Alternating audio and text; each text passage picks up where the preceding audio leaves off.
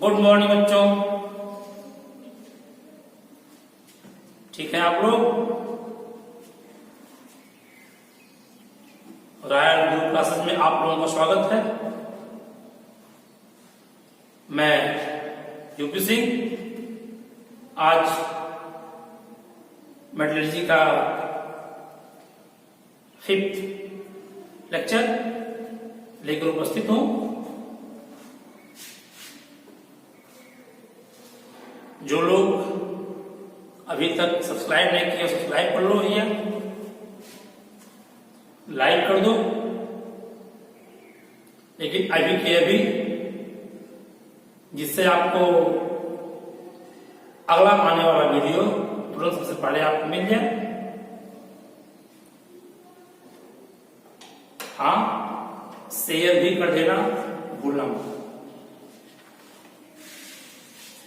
चलिए हम लोग टॉपिक पर आते हैं। हम लोग मेटलर्जी को पढ़ रहे हैं। अब तक क्या पढ़ा हम लोगों ने? 4th लेक्चर तक मेटल्स के बारे में, मेटलर्जी के स्टेप्स कौन कौन से, crushing of ores, concentration of ores, conversion of ores into metal oxide, reduction of metal oxide into metal, refining अथवा प्यूरिफिकेशन, इतने स्टेप्स होते हैं। जिसमें से हम लोगों ने क्रशिंग ऑफ ओर्स को देख लिया और सेकंड स्टेप है कंसंट्रेशन ऑफ ओर्स। उसमें देखा गया था तो 4 विधियां होती हैं, 4 मेथड्स होते हैं।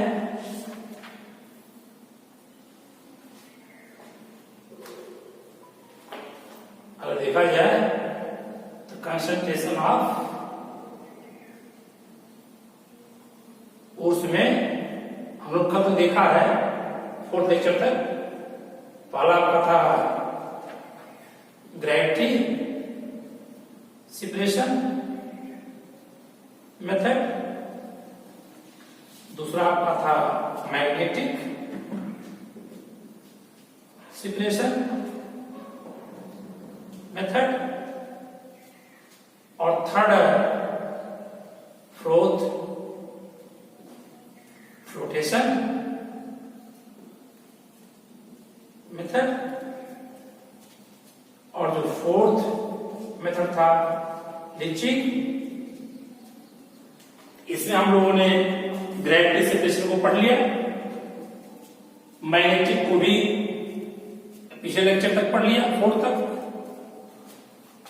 आज आपको हम इस समय जो 3rd मेथड है flotation method, that is very important for academic and competitive flotation methods. आप कॉपी कलम लेकर बैठ जाइए, जो आप अच्छी बातें करेंगे उसको नोट कर लीजिएगा। फिलहाल आप पास करके स्क्रीनशॉट भी ले सकते हैं। तो हम लोग फ्लोटेशन के बारे में इसमें बात करेंगे। हाँ, एक चीज हल्का रिवाइज कर दूंगा आपको मैं। फिलहाल आप पिछले लेक्चर को आप देख लीजिएगा तो आपको इसे समझ में आ जाएंगे। ग्रेविटी सेपरेशन वहां यूज करते हैं जहां डेंसिटी का डिफरेंस होता है इम्प्योरिटी और प्योर पार्टिकल्स में। मैग्नेटिक सेपरेशन का वहां प्रयोग करते हैं जहां मैग्नेटिक कैरेक्टर में डिफरेंस होता है। किसमें? मैग्नेटिक सेपरेशन डिफरेंस होता है किसमें? इम्प्योरिटी में और प्योर पार्टिकल्स के बीच में। जो थर्ड मेरा है फ्लोटेशन मेथड्स है, इसको हम पढ़ने जा रहे हैं। इसका उपयोग तब करते हैं जब सल्फाइड ओर्स हो, बता दीजिए आपको है। और 4th लीचिंग होगा, जो केवल एल्यूमिनियम के लिए करते हैं बॉक्साइड से। ठीक, इतना याद रखिएगा। तो हम 4th पे चलते हैं प्योर रूप में। देखिए, जो हमारा 3rd मेथड है flotation method.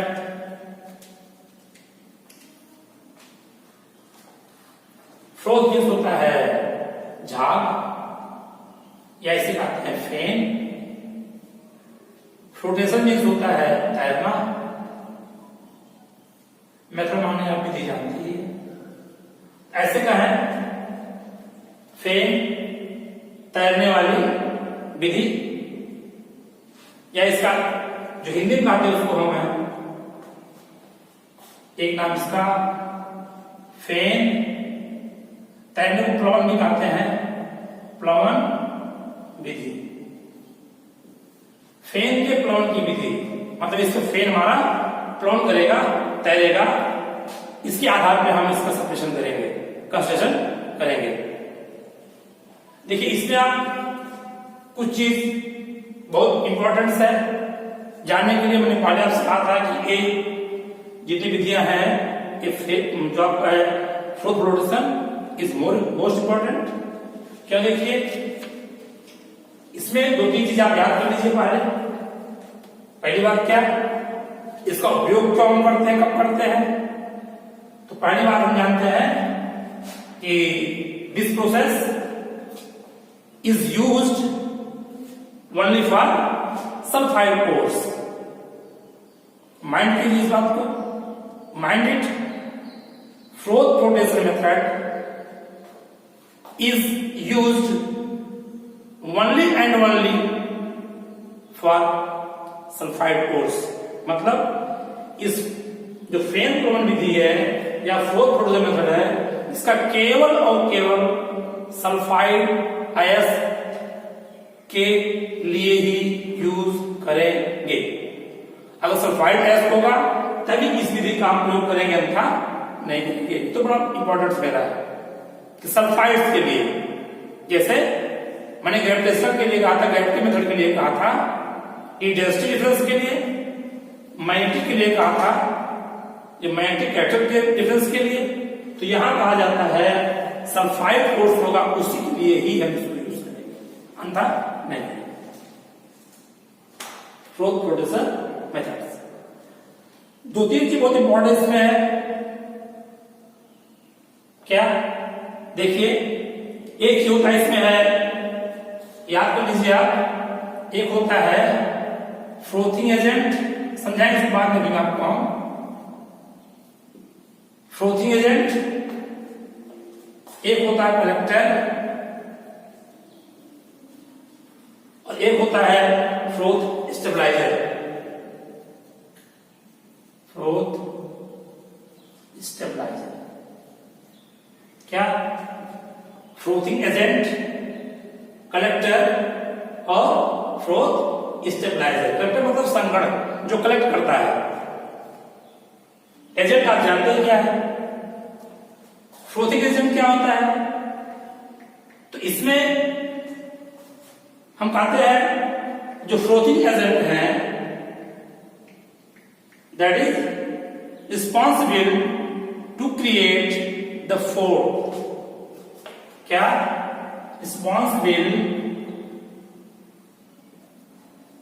To create froth. Important क्या की है, जो फ्रोथिंग एजेंट होता है रिस्पॉन्सिबल होता है फ्रोथ को क्रिएट करने के लिए। मतलब ये फ्रोथ को या झाग को बनाने के लिए इसका उपयोग किया जाता है। ये झाग को बनाने में मदद करते हैं कौन, फ्रोथिंग एजेंट। जैसे पाइन आयल आपका है, क्या, पाइन आयल, इसको याद करिएगा, बताएंगे भी इस बात में। पाइन आयल है, ये फ्रोथिंग एजेंट होता है, रिस्पॉन्सिबल होता है फ्रोथ को बनाने के लिए। मतलब झाग को बनाने के लिए रिस्पॉन्सिबल है, आवश्यक है, बनाता है, ये बनाने का कार्य करता है, झाग को मदद करता है उसमें। कौन, पाइन आयल है, क्या है, फ्रोथिंग एजेंट है। दूसरा होता है कलेक्टर। क्या होता है, कलेक्टर। जैसे सोडियम एथिल जैनथेट, एक होता है sodium ethyl xanthate that is responsible to activate the pure pores towards the froth.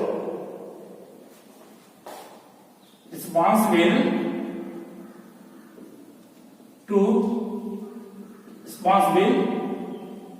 to activate the pure pore towards the froth. मतलब जो फ्रोथ होगा उसकी तरफ जो प्योर पोर्स होगा उसको एक्टिवेट करता है। अभी समझाएंगे आपको, याद रखिएगा। ये एक्टिवेट करता है पोर्स को फ्रोथ की तरफ, इतना याद रखिएगा। भी एग्जाम्पल क्या इसका है, जैसे आपका सोडियम एथिल जैंथेट, सोडियम एथिल जैंथेट, जैंथेट, ये आपका करेक्टर काम करता है। और बाकी जो तीसरा होता है फ्रोथ स्टेबलाइजर, जैसे फिनॉल है, क्रिसाल है, एनिलीन है, ये सब क्या करते हैं, तो ये सब क्या करते हैं कि ये जो टाइम का होता है, लाइफ टाइम होती है फ्रोथ की, उसको इंक्रीज करते हैं। Increase the lifetime of froth, increase the lifetime of froth. कौन कौन से हैं, जैसे आपके फिनॉल है, फिनॉल, क्रिसाल, सियानिक सोयल, एनिलीन, ये सब आपके होते हैं जो फ्रोथ स्टेबलाइजर होते हैं। महत्वपूर्ण चीज आपका है क्या, पहली चीज कि this process is used only for sulphide pores. इस प्रक्रिया को सल्फाइड पोर्स के यूज करते हैं, नोट कीजिएगा, इंपॉर्टेंट है, कंप्लीटिंग। दूसरा, सेकंड इज, इस पॉइंट को याद करो आप, फ्लोटिंग एजेंट कलेक्टर और फ्रोथ स्टेबलाइजर। फ्लोटिंग एजेंट क्या चीज है, that is responsible to create the froth, जो फ्रोथ को बनाने के लिए रिस्पॉन्सिबल है। Collector that is responsible to activate the pure pores toward the froth, जो प्योर पोर्स है उसको ओर्थ की तरफ, मतलब फ्रोथ की तरफ, मतलब झाग की तरफ एक्टिवेट करता है, मूव करता है। फ्रोथ स्टेबलाइजर क्या चीज है, increase the lifetime of froth, जो फ्रोथ बनता है, बुलबुला बनता है, उसको इंक्रीज करता है उसके लाइफ टाइम को, मतलब वो जल्दी उसको फूटने नहीं देता है। इतना याद रखिए, मैं बताता आपको। पहली बार यूज करेंगे तब सल्फाइड पोर्स होगा। देखिए इसमें होता क्या है, जब मैंने कस कर लिया एस को, ओर्स को कस करने के बाद अब मैं कंसंट्रेशन कर रहा हूं। ओर्स कौन सा है, सल्फाइड वाला है। कस करने में पाउडर ओर्स मिल गया है। अब उसका हम कंसंट्रेशन करेंगे फ्रोथ प्रोडक्शन मेथड द्वारा। इसमें होता क्या, देखिए ध्यान दीजिएगा, एक हाउस है,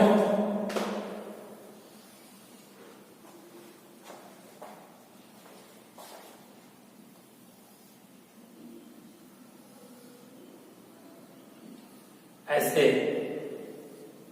होता है।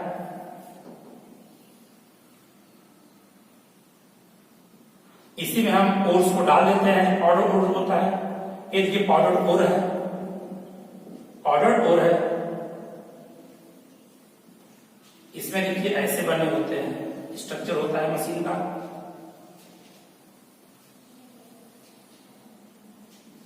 इसमें टायर्स बने होते हैं, क्या बने होते हैं, टायर्स।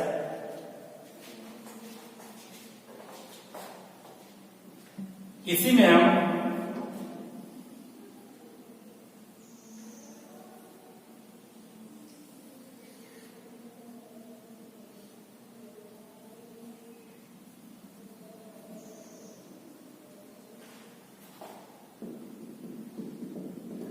इसी में सब डाल देते हैं। क्या इसमें डालते हैं हम, देखो जो बताया मैंने आपको भी, क्या डालते हैं, इसी में डाला मैंने पाइन ऑयल।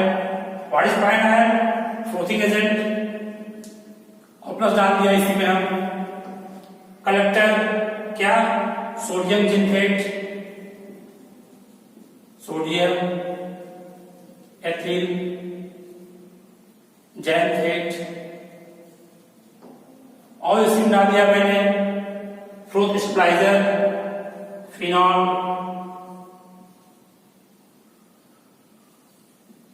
क्रिस्टॉल और एनिलीन कोई डाल दिया इसमें से। पाइन ऑयल डाला, सोडियम जेनफेट डाल दिया, एथिल डाल दिया और फिनॉल डाल दिया, इसमें घोल दिया। देखिए इसमें स्ट्रक्चर ऐसे होता है, ऐसे बना हुआ है। यहां पर कोर्स है। इसमें ध्यान देना एक चीज, माइंड करना, जो ओर्स होता है, माइंड करना इस बात को आप, जो ओर्स होता है, जो ओर्स है, इसमें आपके प्योर्स भी है, इम्प्योर भी है, प्योर पार्टिकल्स भी है और इम्प्योरिटी भी है, मिले हुए हैं ओर्स में। ध्यान देने बात इसमें यह है, जो प्योर पार्टिकल्स होंगे वो फ्रोथ की तरफ अट्रैक्ट होंगे, मतलब उसको पाइन आयल जो है वो वेट करेगा, गीला करेगा। ध्यान देने बात हमारी आप, जो प्योर ओर्स होंगे उनके कण को पाइन आयल वेट करेगा, गीला करेगा, भिगोएगा। और जो इम्प्योरिटी होगी वो पानी से वेट होगा, वाटर से वेट होगा, जल से वेट होगा, गीला होगा। माइंड कीजिए, प्योर पार्टिकल जो होगा उसको पाइन आयल गीला करेगा और जो इम्प्योरिटी होगी उसको पानी गीला करेगा। इसको ध्यान में रखिएगा। पानी है वो पाउडर ओट्स है, उसमें पाइन आयल डाल दिया मैंने, सोडियम एथिल डाल दिया मैंने, फिनॉल के साथ एनिलीन डाल दिया मैंने। और देखिए महत्वपूर्ण चीज, यहां से हम हाई प्रेशर का कंप्रेस्ड एयर, हाई प्रेशर अधिक दाब का कंप्रेस्ड एयर यहां से हम फ्लो करेंगे, डालेंगे। अब देखिए होगा क्या, जब यहां से हम हवा को डालेंगे तेज प्रेस के साथ, प्रेशर के साथ डालेंगे। देखिए इसमें टायर्स बने हुए हैं, क्या है, टायर्स हैं, टायर्स हैं। तो जब यहां पर जाएगा हवा, यहां से हवा निकलेगी, पानी के अंदर है, बिलियन के अंदर है, जिसमें ये सब मिले हुए हैं। तो हम जानते हैं अगर किसी पानी में किसी एक पाइप को लेकर के, ऐसे पानी ले लें, पाइप लेकर के ऐसे ही फूंक मारा है अगर, तो हम देखते हैं क्या उसमें बबल्स निकलते हैं ना, तो वही फ्रोथ है, बबल्स निकलते हैं उसमें है, बुल्ले बनते हैं, वही फ्रोथ है। तो हम कहते हैं जब इसमें हम एयर प्रेशर डालेंगे तेज से, टायर से बने हुए हैं, यहां से हवा निकलेगी, ये निकलेगा अंदर मशीन में। तो जो ये सारे होंगे इसमें तमाम बबल्स निकलेंगे, तमाम बुलबुले निकलेंगे इसमें, आप देखेंगे तमाम बुलबुले निकलेंगे। तो क्या होगा, जो बबल्स निकलेंगे, मैंने आपसे कहा ये जो फ्रोथ बन रहा है, बबल्स बन रहे हैं, ये वेट करेंगे, पाइन ऑयल प्लस बन रहे हैं, तो पाइन ऑयल वेट करेगा इसको, इसके प्योर पार्टिकल्स को।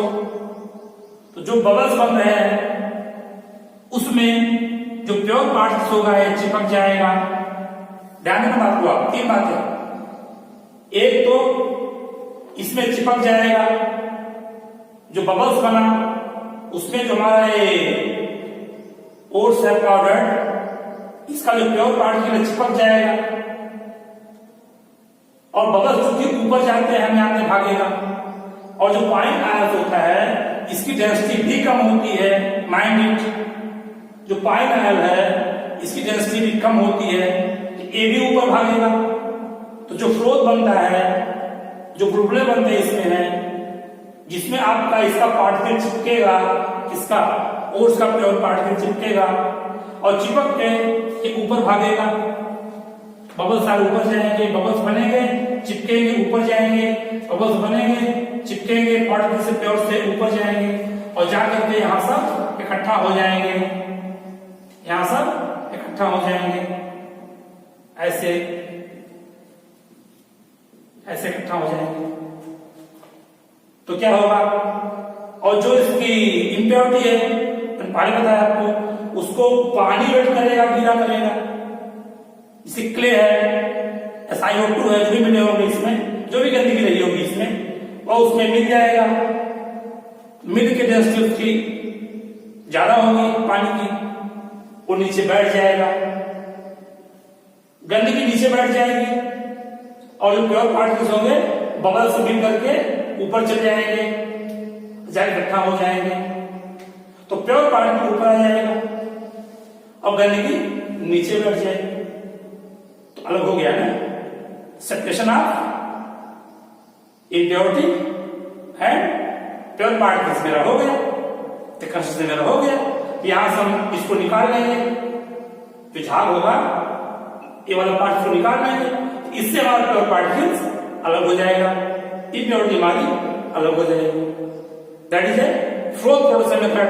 अब ध्यान दीजिए आप, जो मैंने इसको बताया था आपका क्या होगा, जो पॉइंट बड़ा इंपॉर्टेंस आपका है इनके वर्क्स, जो पॉइंट आयस होता है डालते हैं इसमें पूछा जाता है पॉइंट आयस क्यों डालते हैं। मैंने आपसे बताया पॉइंट आयस responsible to create the froth, एक बनाएगा, एक फ्लोथ है, बुलबुला है या झाग है, उसको बनाने में मदद करता है पॉइंट आयस। और डेंसिटी कम होती है लेकिन ऊपर भगता है। और चूंकि जानते हैं बुलबुले में हमारे जो ये होगा पार्टिकल्स जो होंगे वो चिपकते हैं, टेंडेंसी उसकी होती है, वो चिपकेगा लेके भगेगा। दूसरी चीज सोडियम जिंथेट क्या कार्य होता है, इसको मैंने करेक्टर कहा था।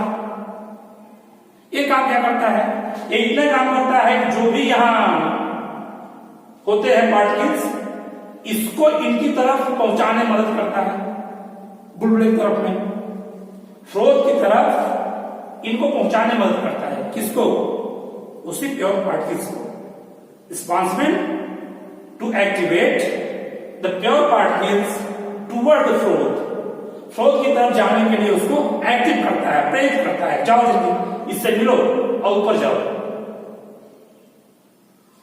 जेनथेट यही काम करता है करेक्टर, कि जो आपके पार्टिकल हैं प्योर पार्टिकल्स और उसके उसको एक्टिवेट करता है फ्लोथ के साथ मिलने के लिए। आप ही जान लीजिए। तीसरा, जो फिनॉल क्रिस्टल एनिलीन मैंने कहा था फ्लोथ स्टेबलाइजर, बड़ा महत्वपूर्ण है। मतलब क्या था, जो बुलबुले हैं या जो फ्लोथ है उसको स्टेबलाइज करता है, मजबूती देता है। आप बताएं, हम कहते हैं बुलबुले ने क्या किया, चिपक लिया, इसमें बुलबुले से या झाग से चिपक लिया प्योर पार्टिकल्स ने, और वह निकलते ही फूट गया, तब तो आपका पार्टिकल नहीं गिर जाएगा, कोई मतलब निकलेगा। इसको मजबूती प्रदान करता है कौन, फिनॉल है, क्रिस्टल है, एनिलीन है, इसको मैंने फ्लोथ स्टेबलाइजर कहा है। Clear, that is most important. क्या कि फ्लोथ प्रोडक्शन मेथड को कब यूज करते हैं, दैट इज से we use this method when we separate या when we want to extract या concentrate the sulfide course। मतलब जब सल्फाइड कोर्स का हम कंस्ट्रक्शन करना चाहते हैं तब मैं इसका यूज करूंगा। इसमें किसे बता दूं मैं आपको, एक बीकर होगा, बड़ा सा बर्तन, जिसमें ऐसे स्ट्रक्चर बना होता है, मशीन होती है, इसमें टायर्स लगे होते हैं, इसमें मैं सॉल्यूशन भर देता हूं, pine oil, floating agent, sodium ethyl xanthate, collector, phenol crystal एल्निल फ्लोथ स्टेबलाइजर, इनको इसे घोल देते हैं। कंप्रेस्ड एयर का हाई प्रेशर से इसमें हम डालते हैं और उसको नीचे रख के आते हैं। ओर्स कौन सा? वही पाउडर्ड ओर जो क्रशिंग किया हुआ था सल्फाइड का, जिसमें छोटे छोटे हमारे किसान जैसे हैं तो कहते हैं इसी में आपका प्योर पार्टिकल्स भी है, इसी में आपके इम्प्योरिटीज भी है, गैंग्स भी है। एक चीज बताया मैंने आपको, प्योर पार्टिकल जो होती है वो अट्रैक्ट करती है झाग को, फ्लेम को, उससे वेट होती है पाइन ऑयल से।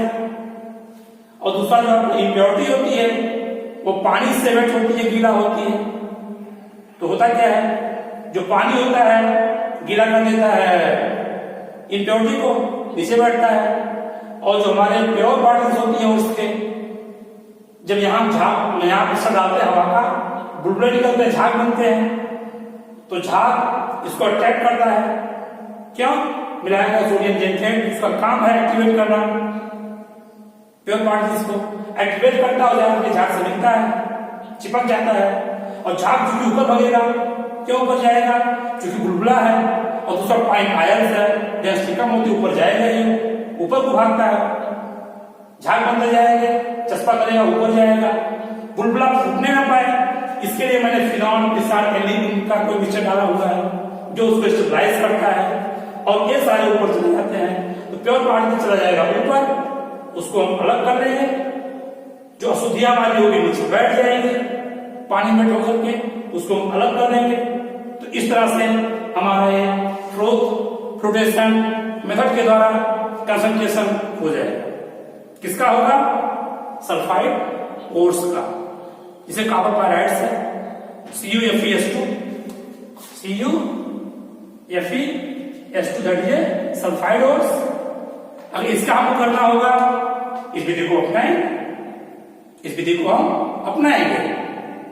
तो आप लोगों ने क्या देखा? यदि माइनेट यदि सल्फाइड ओर्स होगा तो कंसंट्रेशन के लिए हम फ्लोटेशन मेथड फेन प्लवन विधि का ही प्रयोग करेंगे। इस विधि में स्ट्रक्चर आपने देखा, हम pine oil, sodium ethyl xanthate, phenol crystal एल्निल किसी का, इनका प्रयोग करते हैं। प्योर वाटर को यहां रखते हैं, प्योर जो हमारा ओर्स होता है, हाई प्रेशर कंप्रेस्ड एयर डालते हैं, टायर से निकलते हवा है, बुलबुले बनते हैं, फ्लोथ बनता है, जाकर के चिपकता है प्योर वाटर से, लेके ऊपर भगता है, क्योंकि ये सारे कार्य करते उसमें है। पाइन आयल झाग बनाता है, सहायता करता है उसमें। सोडियम इथेजेंटेट एक्टिवेट करता है प्योर पार्टिकल्स को जाने के लिए, झाग की तरफ पहुंचाता उनको है, मदद करता है पहुंचाने में, झाग की तरफ चिपकाने में। और जो हमारा फिनॉल क्रिस्टल एल्निल होता है, इसको स्टेबलाइज करता है, बुलबुला फूटने न पाए। ये इसका मेन वर्क है। और यहाँ जाता है, सब ऊपर इकट्ठा हो जाते हैं, हम इनको अलग कर लेते हैं, जिसमें हमारा ओर्स मिला होता है प्योर पार्टिकल्स। तो सामने मेरा हो जाता है।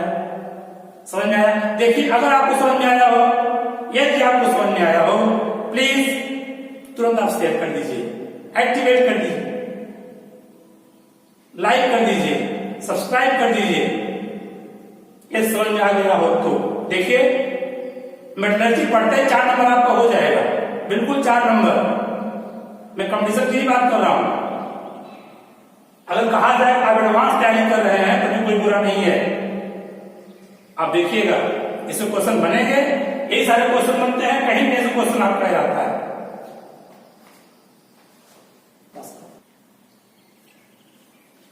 तो इस तरह से आपका फ्लोथ फ्लोटेशन मेथड आपका समाप्त हुआ। क्या देखा आपने कंसंट्रेशन में? सबसे पहले मेटलर्जी में आपने देखा, मैंने क्रश किया ओर्स को, उसके बाद कंसंट्रेशन मैं कर रहा हूं। यदि हमको डेंसिटी डिफरेंस का मिल गया प्योरिटी और प्योर मेटल्स के बीच में, तो पहला विधि कौन सी? Gravity separation method. और जब मैग्नेटिक वेक्टर का अंतर मिल गया प्योर पार्टिकल्स और इम्प्योरिटी में, तो मैंने मैग्नेटिक सेपरेशन मेथड लगाया। ये टिम लगाया था हम लोगों ने, जो फोर्थ लेक्चर देखा था हम लोगों ने, थर्ड में फोर्थ में चल रहा है। और जब सल्फाइड एस रहता है, सल्फाइड कोर्स होता है, तब इसको लगाते हैं फोर्थ में। हल्का रिवाइव कर दो, खत्म कर दू मैं, ये तो आप जानिए, चित्र को आप देख रहे हैं,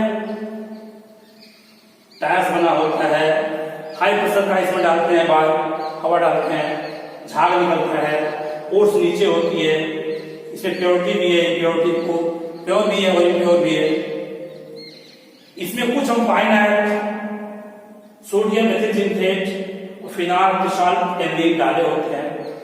इसका वर्क आप फिर सुन लीजिए।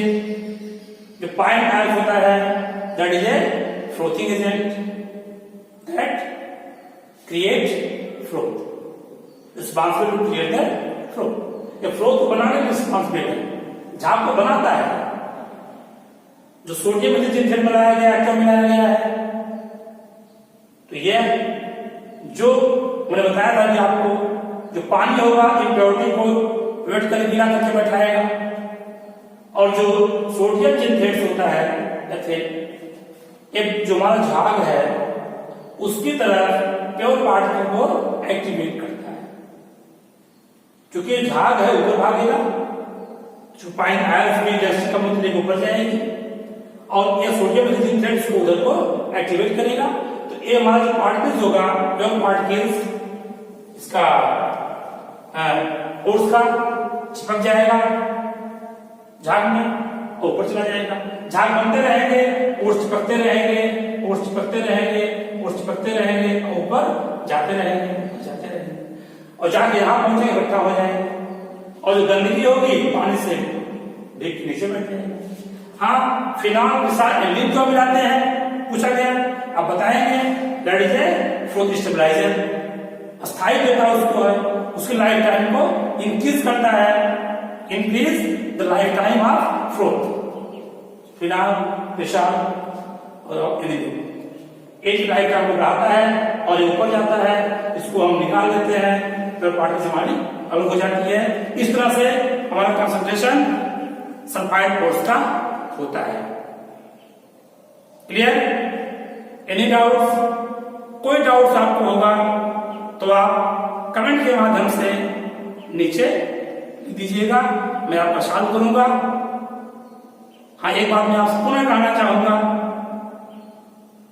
कि अगला वीडियो आप तक तुरंत पहुंचे, सबसे पहले पहुंचे, आप न छूटे। यदि आप सब्सक्राइब नहीं किए हो तुरंत अभी के अभी सब्सक्राइब कर लें, लाइक कर दीजिए, शेयर कर दीजिए। धन्यवाद।